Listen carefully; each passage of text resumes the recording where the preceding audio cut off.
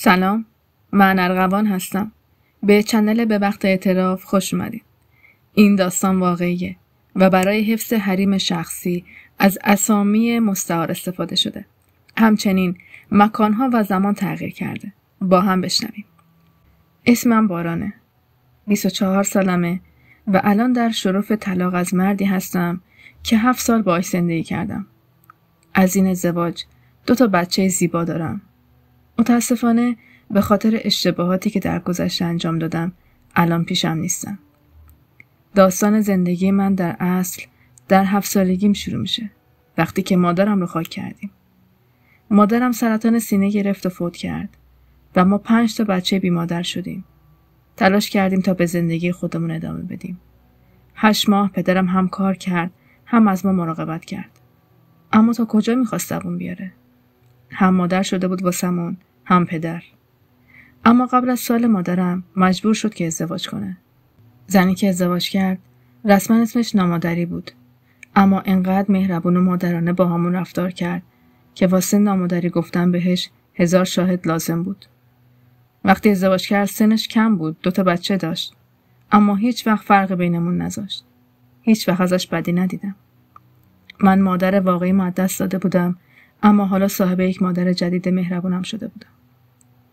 اون ما رو بزرگ کرد، کنارمون بود، ازمون حمایت کرد. هنوزم همینطوره، کنارمونه و همیشه ازمون پشتیبانی کرده. جایی که زندگی میکردم زیاد موافق درس خوندن دخترها نبودم، اما پدرم همیشه تشویقم کرد. من تونستم دیپلم بگیرم. اطرافیان همیشه به پدرم میگفتن نذار درس بخونه، شوهرش بده بره. اما پدرم به حرفشون گوش نکرد. دانشگاه قبول شدم، رشته معماری ثبت نامم کردم. اما به خاطر شرایط مالی نتونستم ادامه بدم.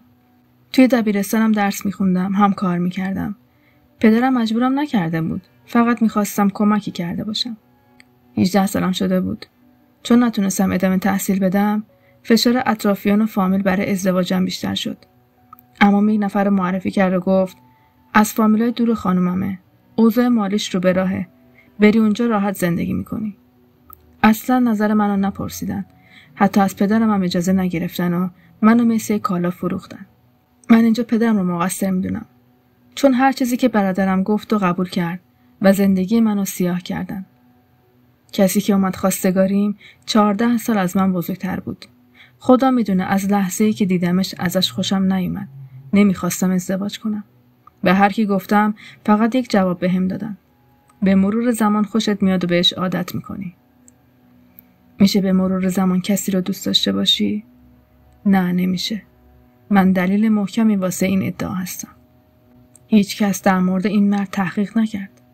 با یه عقد ساده من راهی شهر شوهرم شدم. یک دفعه خودم رو توی یک شهر شلوغ و بین غریبه ها دیدم. با پدر شوهر، مادر شوهر و یه برادر شوهر معلول زندگی جدید من که قرار بود فقط سیاهی و رنج باشه شروع شد.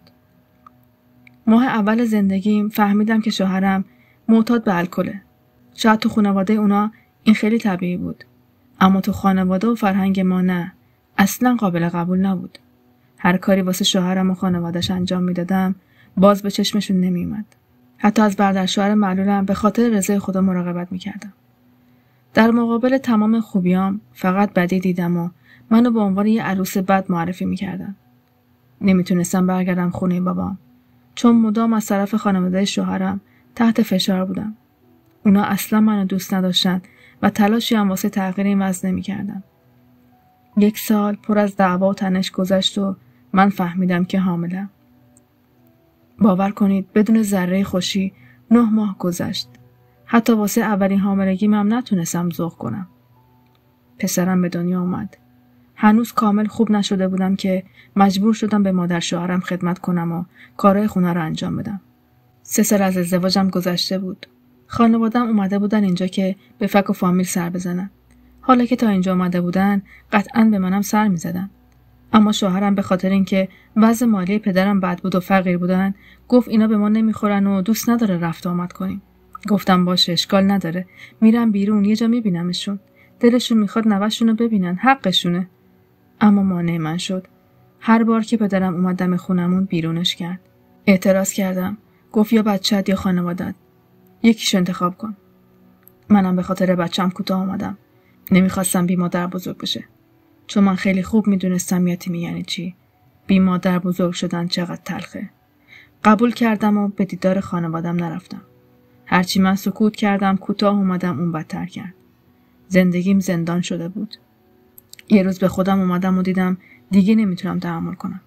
تمام داروهای برادر شوهر معلولم رو برداشتم و خوردم. میخواستم زندگیم تموم بشه.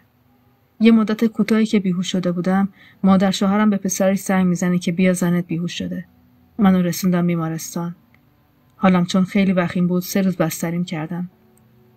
چشممو که باز کردم کسی بالا سرم نبود. پرستار اومد، ازش خواستم که به خانوادم زنگ بزنه. همه چیزو به خانوادم گفتم. پلیس اومد و پرونده تشکیل داد. فرداش ترخیص شدم و رفتم خونه. تا وارد خونه شدم بهم حمله ور شدن که تو با خودکشی کردنت ناموس ما رو لکه‌دار کردی. آبروی ما رو بردی. خیلی بیچشم و رویی. پدر شوهرم روبرو میستاد و گفت ما یه فقیر آوردیم مالمون رو بخوره، نه اینکه آبرومون رو ببره. این حرفش هیچ وقت یادم نمیره. مثل شکنجه میمونه برام. شب نشده پدرم اومد دنبالم. 3 ماه خونه پدرم موندم. تو این مدت پسرم پیش باباش بود و به هم نشونش ندادم. شوهرم شروع کرد پیغام پسخان فرستادن واسه آشتی کردن. بچه رو بهونه کرده بود و میگفت برگرد. آخرین باری که اومد خونه بابام قول داد که همه چی درست کنه. گفت میخواد آشتی کنه و جبران کنه. بابام روک و راست بهش گفت دیگه دخترم نمیتونه با خانواده‌ات زندگی کنه. خونه‌تو جدا کن، بعد بیا زنتو ببر. همین کارم کرد. شوهرم یه خونه اجاره کرد و منو برد خونه جدیدمون. فکر میکردم اگر از مادر شوهرم دور باشم همه چی خوب میشه، اما اینطور نشد. برعکس، روزهای بدتری منتظر من بودن و من خبر نداشتم. یه مدت تو خونه آرامش داشتیم. 6 ماه بعد من دوباره باردار شدم. با شروع این بارداری همسرم هم شروع کرد به مصرف کردن مواد. کتککاری و شکنجه‌هاشم بیشتر شد. هر روز با صورت کبود و زخمی به حال روز خودم گریه میکردم. وقتی فهمیدم معتاد شده ازش خواستم که ترک کنه. تلاش خودمو کردم که کمکش کنم، اما فایده‌ای نداشت. دخترم به دنیا اومد. تا 3 سالگیش با خوب و بد زندگی ساختم، اما جنگ و دعوای خونه ما هیچ وقت تمامی نداشت. واسه آشغال گذاشتن دم در، واسه دیر باز کردن در، کسی زنشو کتک میزنه؟ من کتک خوردم. همه اینا به کنار حالا داشت بهم خیانت میکرد. با خودم گفتم چون یک بار رفتم خونه بابامو دوباره برگشتم دیگه نمیتونم برگردم. مجبور بودم بمونم، اما بدنم طاقت نداشت. راه دیگه ای نداشتم. اونقدر کتک خورده بودم که دیگه درد و حس نمی‌کردم. بعد از هر سیلی که تو صورتم میزد دیگه اشک نمیریختم. هنوزم نمیتونم گریه کنم. نه از خونه در میومدم نه با کسی حرف میزدم. فقط سکوت کرده بودم تا اینکه یه شب شوهرم به زور بهم قهوه داد. بالاخره هر چی باشه شوهرم بود، بابای بچه‌هام بود. اصلا به ذهنم نرسیده بود که میخواد منو شبیه خودش بکنه. تو قهوه‌ای که به زور میخواست بخورم مواد ریخته بود. کی با زنش این کارو میکنه؟ شوهرم منو معتاد کرده بود. یه مدت با هم مواد مصرف کردیم و شروع کرد به درخواستای عجیب غریب. میخواست منو به مردای دیگه بفروشه. من خیلی قاطعانه اینو رد کردم. ولی دست و پامو بست و در اتاق روم قفل کرد. واقعا بدترین لحظه زندگیم بود. بچه‌ها تو اتاق بودن. دهنمو بسته بود که صدام در نیاد. همونجا بیهوش شده بودم. صبح شده بود. شوهرم در باز کرد، گفت من بچه‌ها رو پیش مادرم میذارم. تا هم خوب فکرتو بکن. در بست و رفت. همونطوری که نشسته بودم داشتم فکر میکردم که توان ادامه این زندگی رو دیگه ندارم. تنها کاری که بعد میکردم فرار کردن از این خونه بود. به زور و زحمت بلند شدم و پارچه آبی که تو اتاق بود و زدم شکستم. با تیکه هاش بندای دستامو پاره کردم. دستام پر خون شده بود. رفتم سمت در که دیدم قفله. تو کشو یه کلید یدک داشتم. سریع برداشتم و از اون خونه زدم بیرون. رفتم ترمینال، سوار اتوبوس شدم و رفتم شهر خودم. مستقیم رفتم پزشکی قانونی و برگه گرفتم. ازش شکایت کردم. حالا منتظر طلاقم و میخوام حضانت بچه‌هامو بگیرم. اما چون یک بار خودکشی کردم دارن سوء استفاده میکنن تا بچه‌هامو بهم ندن. هنوزم منو تهدید میکنه. میگه یا برمیگردی خونت یا میری سینه قبرستون. خدا رو شکر خانواده‌ام پشتم هستن. پدرم گفت یک بار بخشیدیش، رفتی، رو همه ما خط کشیدی، همه چیو به جون خریدی. ولی ارزش داشت؟ نه دیگه، باید طلاق بگیری. اونا نمیدونن که من فقط به خاطر بچه‌هام تو اون جهنم زندگی کردم. ادعای هیچ حقی نکردم. فقط بچه‌هامو میخوام. حساب ما بمونه واسه روز قیامت. اون دنیا حسابمو باهاش صاف میکنم. مواد رو هم ترک کردم. یه روز، 2 روز، 3 روز کم کم گذاشتمش کنار. به خودم دلداری دادم. بالاخره پاک شدم. انسان وقتی از ته دلش یه چیزی رو بخواد میتونه انجام بده. کسی به خودش نگه چون من معتادم نمیتونم. تو این شرایط سخت زخمای زیادی خوردم. آشنا و فامیل میگن ما بهت گفته بودیم. این حرفشون بیشتر ناراحتم میکنه. اونا نمیدونن من چی کشیدم. فقط قضاوتم میکنن. من فقط به فکر بچه‌ام هستم و میخوام هر چه زودتر این ازدواج تموم بشه. میخوام اونا تو محیط سالم و امنی بزرگ بشن. به نظر من هر پدر و مادری اول باید به فکر بچه‌هاش باشن. الان فقط یه جنگم مونده، اونم پس گرفتن بچه‌هام. تنها مشکل پرونده خودکشی کردنمه. خیلی پشیمونم، کاش نمی‌کردم. اما انجام دادم. دوستانی که داستان زندگی منو گوش میدن، اگه همچین فکری تو سرتون هست نکنید، به فکر آینده‌تون باشید. داستانای دیگران رو گوش دادم. بعضیا که زیر بار فشار بودن، تن به هر چیزی ندادن. بعضی هم سرخم کردن. اگه من تونستم از این زندگی جهنمی و اون کثافت خلاص بشم، شما هم میتونید. خانوما، لطفاً از زندگی من عبرت بگیرید و جلوی کسی سرخم نکنید.